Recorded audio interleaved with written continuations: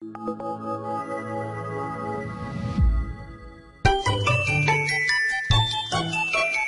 түүн Монгол хүний сэтгэлд нийцүүлэн Солонгос хэлний бүх шатны ном сургачдыг боловсруулан гаргаж, мэргэжлийн түвшинд Солонгос хэлний анхан шатнаас эхлээд Солонгос хэлний түвшинд ордог шалгалтын дээд шат хүртэл бүх сургалтуудыг Монгол болон Солонгос багштайгаар байнга эсрэг даван сургалт явуулж байна. Манай түүний багш нар магистр болон түүнээс дээш зэрэгтэй ба Монгол хүний онцлогт нийцүүлэн хичээлийг сонирхолтойгоор явуулдаг. Би нарийн гарц хэл шинжилгээ хүрээлэнд Солонгос хэлний анхан шатны сургалтанд суудаг.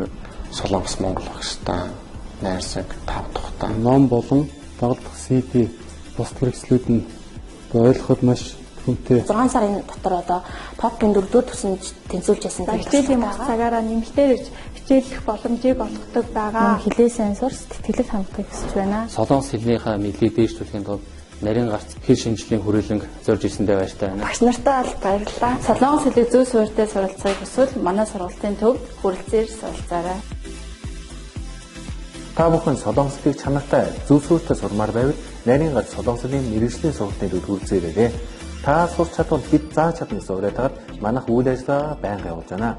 Манай хаяг 13 дугаар хуудын автобусны буудлын баруун талд байрлах Британий элчингийн баруун хойд талд Могул Sky офисын 5 дугаар давхарт 505 506 дугаар хуудад байрлаж байна.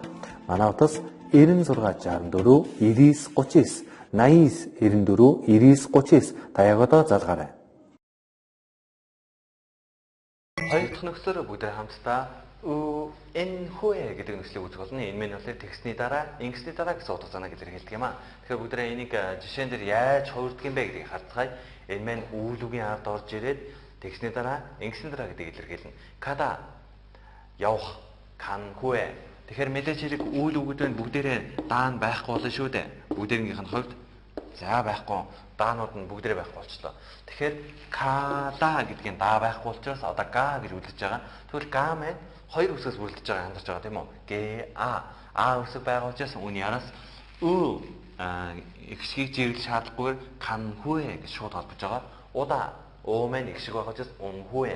Кедарида ихшгээр дууссан байгаа учраас кедарин хue хүлээсний дараа, эрсний дараа, кан хue явсны дараа.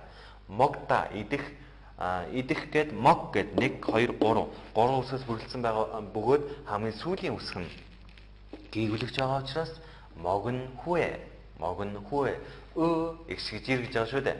За тэгвэл дараачих нь игта унших гэсэн үг байгаа. Унших гэдэг нь 1 2 3 үсгээс бүрдэж байгаа. Гэж хамгийн сүүлийн үсэг нь гүйгүүлж байгаа учраас игэн хue уншны дараа гэсэн утга санааг илэрхийлж байна. Тэгэхээр энэ дээр бүгдээ харъя л да. Пеуда хата гэсэн хоёр үг байгаа. Тэгэхээр пеудагийн даа байхгүй болсон, хатагийн даа байхгүй болсон. Энэ дээр яаж урахыг бодоод үзээрэй. Тэгэхээр пеуда гэдэг нь пеун хue сурсны дараа, хата гэдэг нь хан хue хийсний дараа гэх мэтлэнгээр хуурдаг байна. Тэгвэл бүгдээ жишээ өгүүлбэрээр яаж хуурдаг юм бэ хамт харъя. 컴퓨터를 많이 해서 항상 눈이 아파요. 컴퓨터 дээр их сууснаас болоод компьютер их оролцсноос болоод үргэлж хансан гэдэг нь тэр үйл үгийн мэн урд орж ирээд хансан гэдэг давтан жилэрхийлгээр үйл үгээ байн болгочдөг шүү дээ. За үргэлж нүдэ өвддгөө. 1 시간 일한 후에 10분 쉬어 보세요.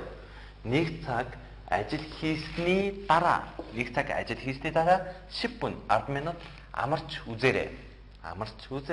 어제 저녁을 먹은 후에 공원에서 산책을 했어요. өчигдөр оройн хоол эзсний дараа зэрлэг ингээд зугаалсан, сахилсан гэсэн санаа гаргаж ирж байна. Түүний дараа күчээгэл та 읽은 후에 тэр номыг бүгдийг унсны дараа 저도 빌려주세요. надад ч гэсэн төр өгч байгаарай. Энэ мэтлэнгээр 은 후에 гэдэг нь холбогддог байна. Гэхдээ бас нэг анхаарамжтай нэг зүйл нь юу гэхээр 후에 гэдгийг хугацаа илэрхийлсэн үгсийн араас шууд холбож болдог. Бид нар нэг өн гэдэг нь хамаарахгүйгээр 10분 10 минут 10분 10분 후에 10 минутын дараа 1 시간 1 цаг 1 시간 후에 1 цагийн дараа 하루 1 өдөр байгаа тийм үү? дагалэрэ 하루.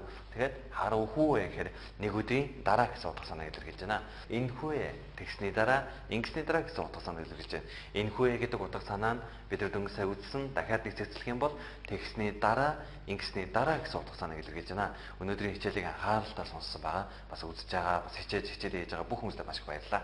байна.